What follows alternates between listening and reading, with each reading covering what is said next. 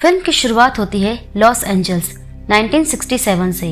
हम एक घर में एक फैमिली को देखते हैं जिसमें एक लेडी जिसका नाम एलिस जेंडर है और उसकी दो बेटियां, बड़ी बेटी लीना जेंडर और छोटी बेटी डोरिस जेंडर। दरअसल एलिस का पति इस दुनिया में नहीं है। एलिस अपनी बेटियों को अकेले ही पाल रही होती है। वो लोगों की रीडिंग करती है और उनके जो अपने इस दुनिया में नहीं हैं उनसे बात कराती है। असल में एलिस ये सब नाटक करती है। वो पूरा सेटअप लगाकर ये करते हैं और इसमें उसकी दोनों बेटियां उसका साथ देती हैं। एक लड़की और इसका पिता एलिस के पास आते हैं। वो लोग भी एलिस से सेशन लेते हैं। उस आदमी की बीवी मर गई थी जिससे बात करने ये लोग यहाँ आए थे। जहाँ हम देखते हैं वो लड़की एलिस को स्कैमर कहती है, पर वो अलग अलग चीजें करके जैसे मोमबत्तियां बुझाना, टेबल हिलाना, पर्दे के पीछे स्पिरिट जो लीना होती है, वो ये सब करके उस आदमी को विश्वास दिला देती है कि उसकी वाइफ मेरी यहाँ पर आई थी। अगले सीन में हम एलिस को लीना को कहते हुए देखते हैं कि तुमने उस आदमी को डरा दिया, जिस पर लीना कहती है वो लड़की बहुत चालाक थी। उसी वक्त डोरिस अपनी मॉम से पूछती है कि स्कैमर क्या होता है। वो लड़की कह रही थी कि हम स्कैमर हैं, जिस पर उसकी मॉम कहती है स्कैमर यानी झूठ बोलने वाला, जो हम नहीं बोलते। हम उनकी मदद करते हैं, उन्हें विश्वास दिलाते हैं और उन्हें तसल्ली देते हैं, और ये सब थोड़ा तमाशा दिखाए बिना नहीं हो सकता। उसी रात हम डोरिस को देखते हैं जो प्रार्थना करती है अपने डैड से और उनसे नई स्कर्ट के लिए पैसे देने को कहती है। दरअसल एलिस बुरी औरत नहीं थी, वो बस पैसों के लिए ये सब करती थी। एलिस के पति रोजर की मौत के बाद घर की पूरी जिम्मेदारी एलिस के ऊपर आ जाती है। कमाई का और कोई सोर्स नहीं था और बैंक का कर्ज दिन ब दिन बढ़ता जा रहा था। एलिस का मानना था कि वो दुखी और अपनों को खो चुके लोगों के दिल को झूठी तसल्ली देकर उनका दर्द कम कर रही है। खैर, वहाँ हम लीना को देखते हैं जो अपनी मॉम को बताए बिना अपने फ्रेंड्स के घर पार्टी करने जाती है। वहाँ लीना को ऊजा बोर्ड दिखाई देता है जो उसकी फ्रेंड की मॉम लाई थी। फिर वो लोग भी ये गेम खेलते हैं जिसके कुछ रूल्स थे, अकेले मत खेलना, कब्रिस्तान में मत खेलना और लास्ट में गुड बाय जरूर बोलना। खैर, ये लोग गेम स्टार्ट करते हैं और पूछते हैं कि यहाँ कोई स्पिरिट है। प्लानशेट अपने आप यस पर रुकता है, पर इस पर लीना को बिल्कुल भी यकीन नहीं होता कि ये अपने आप हुआ है। फिर वो लोग फिर से कहते हैं कि अगर यहाँ कोई स्पिरिट है तो हमें कोई इशारा दो। पहले तो कुछ नहीं होता, पर एकदम से दरवाजा खुलता है। वहाँ उसकी दोस्त की मॉम खड़ी थी। वो दरअसल एलिस की मॉम एलिस को बाहर लेने आई थी। उन्हें पता चल गया था। लीना अपनी मॉम से कहती है कि आप मुझे जो सजा देना चाहें दे सकती है, जिस पर एलिस कहती है कि तुम ऐसा क्यों करती हो, तुम्हारे मुंह से बदबू आ रही है, शायद उसने ड्रिंक कर रखी थी। तभी लीना अपनी मॉम से कहती है हमने एक गेम खेला, ऊजा बोर्ड, आपको भी ये गेम अपने काम के लिए लाना चाहिए। अगली सुबह लीना का दोस्त माइकी उसे स्कूल ले जाने के लिए आता है। एलिस लीना को अपनी बहन डोरिस को भी साथ ले जाने को कहती है। वो लीना को कहती है डोरिस को रेडी करो। पीछे हम देखते हैं एलिस माइकी को लीना से दूर रहने की वार्निंग देती है। फिर अगले सीन में हम एलिस को एक शॉप में देखते हैं। वो कैंडल्स ले रही थी। तभी उसे एक ऊजा बोर्ड दिखाई देता है और वो उसे अपने घर ले आती है। सीन यही कट होता है। अगले सीन में हम एलिस को स्कूल में देखते हैं। वहाँ डोरिस को कुछ बच्चे परेशान कर रहे थे। तभी वहाँ फादर टॉम आ जाते हैं। वो डोरिस से कहते हैं कि वो लोग तुम्हें परेशान इसलिए करते हैं क्योंकि वो तुमसे डरते हैं। तभी वहाँ एलिस भी आ जाती है और फादर को थैंक यू बोलती है। जब वो कार से घर जा रहे थे तो डोरिस अपनी मॉम से कहती है कि आपको फादर को भी रीडिंग के लिए बुलाना चाहिए ताकि वो अपनी पत्नी से बात कर सके। वो ये भी बताती है कि उनकी वाइफ भी थी पादरी बनने से पहले। उनकी वाइफ भी मर गई डैडी की तरह। घर पहुंचते ही डोरिस की नजर ऊजा बोर्ड पर जाती है, जिस पर उसकी मॉम कहती है मैं ये काम के लिए लाई हूँ। खैर, रात होते ही एलिस उस ऊजा बोर्ड को ओपन करती है। वो पूरा सेटअप करती है। उसमें एक पेपर पर रूल्स लिखे थे, never play alone, never play in a graveyard, always say good bye बाय। वो इन सब रूल्स को तोड़ देती है। वो अकेले ये गेम खेलती है। दूसरा, वो कब्रिस्तान में ये गेम खेलती है। मैंने कब्रिस्तान क्यों कहा ये आपको आगे पता चलेगा। तीसरा, वो गुड बाय भी नहीं बोलती। यहाँ जैसे ही वो कहती है क्या इस वक्त हमारे साथ यहाँ कोई है, वहाँ हम डोरिस को पोजेस होते देखते हैं। एलिस उससे नाम पूछती है और वहाँ डोरिस जवाब देती है मार्कस। वो एक एक करके सारे जवाब देती है जो भी एलिस उससे पूछती है। ये सब लीना देख रही थी। वो डोरिस से कहती है तुम किससे बात कर रही हो। डोरिस एकदम से नॉर्मल हो जाती है जैसे उसे कुछ पता ही नहीं था। हम एक बार फिर से एलिस को उस बोर्ड के पास देखते हैं। वो अपने पति रोजर के बारे में पूछती है कि क्या तुम यहाँ हो। फिर वो चली जाती है। उसके जाने के बाद प्लानशेट अपने आप नो पर मूव हो जाता है। तभी डोरिस भी वहाँ आ जाती है। वो प्लानशेट पर हाथ रखती है और फ्रेंड लिख जाता है। फिर वो प्लानशेट की मिरर से देखती है, उसे कोई स्प्रिट दिखाई देती है। अगले सीन में लीना का ब्लैंकेट कोई खींचता है। वो घबराकर उठ जाती है। वो आसपास देखती है पर वहाँ कोई नहीं होता। अगले दिन फादर को हम स्कूल में एलिस को बात करते देखते हैं। वो पूछते हैं कि डोरिस के होमवर्क में कौन उसकी मदद करता है। अगर उसे कर्सिव राइटिंग नहीं आती तो पक्का उसकी मदद कोई कर रहा है। एलिस के पूछने पर डोरिस बताती है कि मेरे फ्रेंड ने मेरी मदद की, उसने मेरा हाथ पकड़कर ये करवाया। वहाँ वो जैसे ही घर पहुँचते हैं दरवाजे पर कोर्ट का नोटिस देखते हैं। अब उन्हें ये घर खाली करके जाना ही पड़ेगा। वहाँ डोरिस कहती है ये डैडी को अच्छा नहीं लगेगा और वो उसी ऊजा बोर्ड के थ्रू अपने डैडी से बात करती है। लीना को ये सब मजाक लग रहा था। एलिस और लीना दोनों बात कर रहे थे। तभी वहाँ डोरिस आ जाती है बहुत सारे पैसे लेकर। उनके पूछने पर वो उनको बेसमेंट में ले जाती है और बताती है कि जो लोग पहले यहाँ रहते थे ये उनके पैसे हैं और मुझे ये डैडी ने बताया है बोर्ड की मदद से। एलिस और लीना को यकीन नहीं होता और वो लोग ऊजा बोर्ड के थ्रू रोजर से बात करने की कोशिश करते हैं। फिर एलिस डोरिस से कुछ ऐसा पूछती है जो सिर्फ उन दोनों को ही पता था। डोरिस बिल्कुल सही जवाब देती है। एलिस को पूरा यकीन हो जाता है कि डोरिस आत्माओं से बात कर सकती है। वो लीना को बताती है कि मेरी मॉम भी टैरो कार्ड से भविष्य बताती थी पर मुझे तब यकीन नहीं होता था, लेकिन ऐसा होता है कि बच्चों के बच्चों में वो खूबियां आ जाती हैं। शायद इसीलिए डोरिस ये सब कर पा रही है। एलिस कहती है मैं इन पैसों को कल सुबह बैंक में जमा कराऊंगी। वहीं लीना भी उस प्लानशेट से देखती है और उसे कोई स्प्रिट दिखाई देती है। वो डर जाती है और वहां से चली जाती है। सीन यही कट होता है। अगले सीन में हम फादर को लीना से बात करते हुए देखते हैं। वो डोरिस के बारे में पूछते हैं। दरअसल वो 4 दिनों से स्कूल नहीं आई थी। लीना बताती है वो बीमार नहीं है, मॉम और वो कुछ काम में बिजी हैं। अगले सीन में एक लेडी एलिस से रीडिंग करवाने आती है और वो डोरिस उस लेडी के फादर की आवाज में जवाब देती है। उसी रात को उसे गर्दन में बहुत तेज दर्द होता है। लीना उसे दवाई देती है पर कोई फर्क नहीं पड़ता। फिर डोरिस प्लानशेट से मिरर में देखती है। उसे कोई काला सा क्रीचर दिखता है जो उसके मुंह में हाथ डालकर उसमें एंटर कर जाता है। अब डोरिस पूरी तरह पोजेस हो चुकी थी। वो लीना के कमरे में जाती है और उसके कान में कुछ फुसफुसाती है जिससे उसे बहुत डरावना सपना आता है, जैसे उसका मुंह किसी ने सिल दिया हो। वो चिल्लाती है, तभी उसकी आंख खुल जाती है। अगले सुबह स्कूल में डोरिस को एक लड़का परेशान करता है। वो उसे गुलेर से मारने की कोशिश करता है पर डोरिस वो गुलेर को उसी की तरफ मोड़ देती है और वो लड़का जख्मी हो जाता है। ये सब डोरिस के अंदर की स्प्रिट कर रही थी। अगले सीन में हम फादर और एलिस को एक होटल में डिनर करते हुए देखते हैं। वो दोनों अपने अपने पार्टनर्स के बारे में बात करते हैं। एलिस उन्हें अपने घर पर रीडिंग के लिए इनवाइट करती है, उनकी पत्नी से बात करने के लिए। वहाँ दूसरी तरफ हम लीना के फ्रेंड माइकी को देखते हैं। वो लीना से मिलने आता है। वो लोग रूम में बातें कर रहे होते हैं।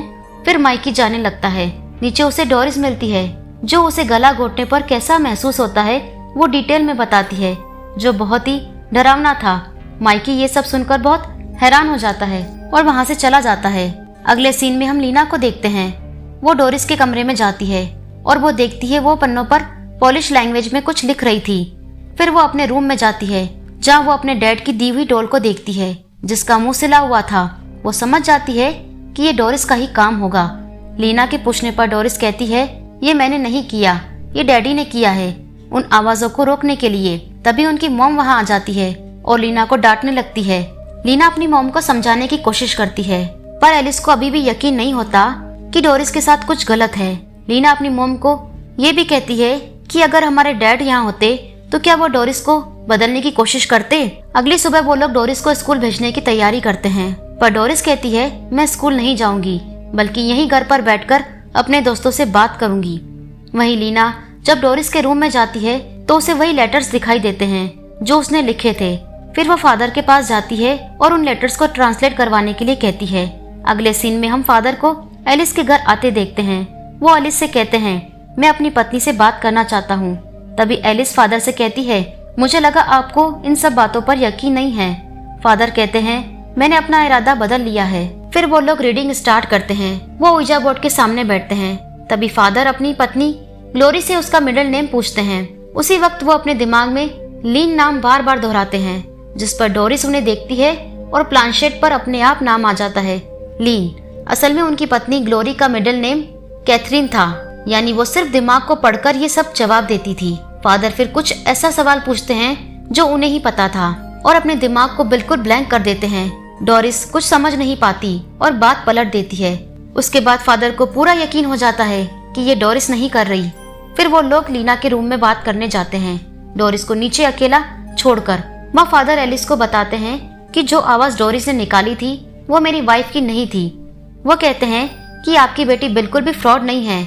मेरा मानना है कि वो उन ताकत और शक्तियों से कनेक्ट कर रही है जिन्हें हम समझते नहीं हैं, पर मुझे यकीन है कि वो मेरी वाइफ से कनेक्ट नहीं कर रही थी। वहाँ हम दूसरी तरफ माइकी को आते देखते हैं। डोरिस उससे कहती है कि लीना और मॉम अभी किसी आदमी से बात कर रही हैं, वो अभी आ जाएंगी।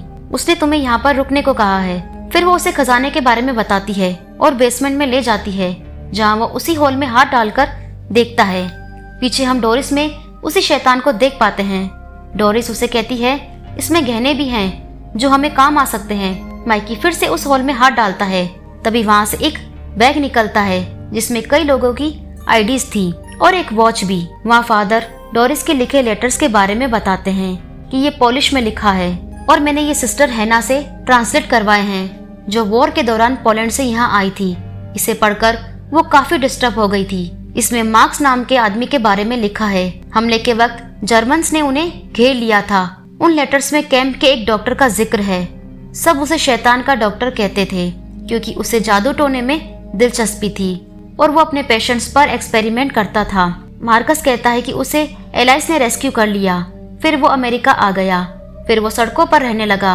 आखिर में वो मेंटल असाइलम पहुंच गया। मार्कस ने वहां एक डॉक्टर को देखा। उसका नाम चेंज था, पर वो समझ गया ये वही शैतान का डॉक्टर है क्योंकि वॉर के बाद कई डॉक्टर अमेरिका आए थे। उस डॉक्टर ने मार्कस को हॉस्पिटल से निकाला और फिर उसे अपने घर ले गया और उसने जिस घर के बारे में बताया है वो घर यही था जिसमें तुम रह रहे हो। यानी ये एक कब्रिस्तान था क्योंकि यहाँ पर कई लोगों की डेड बॉडीज थी। फादर ये भी बताते हैं कि उनमें ये भी लिखा था कि इस घर में एक सीक्रेट रूम था घर के बेसमेंट में, जहाँ मार्कस और दूसरे लोगों पर एक्सपेरिमेंट हुए थे। उस डॉक्टर ने उन लोगों की जबान काट दी थी, उनके वोकस को निकाल दिया था, यहाँ तक कि उनके मुंह भी सील दिए थे। और हमने भी देखा था लीना के नाइटमेयर में वो शैतान उसका मुंह सील देता है। उस डॉक्टर ने उन लोगों को बेसमेंट में रखा था।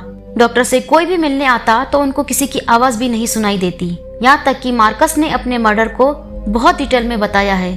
उसने अपने मर्डर के बाद के बारे में भी बताया है। अंधेरे में उन परछाइयों के बारे में जिक्र है। उनमें जो बेजुबान, बेरहम, पागल थे, वो चीजें जो कभी इंसान थी ही नहीं, जो मार्कस पर हावी हो रही थी। वहाँ हम डोरिस को देखते हैं। वो माइकी के साथ अभी भी बेसमेंट में ही थी। वो फिर से उस हॉल में हाथ डालता है। इस बार उसमें से एक खोपड़ी निकलती है। वो डर जाता है। तभी पीछे से डोरिस उस पर हमला कर देती है। वो उसकी गर्दन मोड़कर कुछ उसके कानों में फुसफुसाने लगती है। वहाँ दूसरी तरफ फादर, एलिस और लीना तीनों नीचे आते हैं और वो डोरिस को आवाज लगाते हैं, पर वो कहीं नहीं मिलती। तभी उन्हें ऊपर से किसी के कदमों की आवाज सुनाई देती है। तभी एकदम से माइकी की लाश रस्सी से बंधी लटकती हुई दिखाई देती है। लीना बहुत रोती है। उसकी मॉम उसे संभालती है। फिर उन्हें बेसमेंट से म्यूजिक की आवाज सुनाई देती है।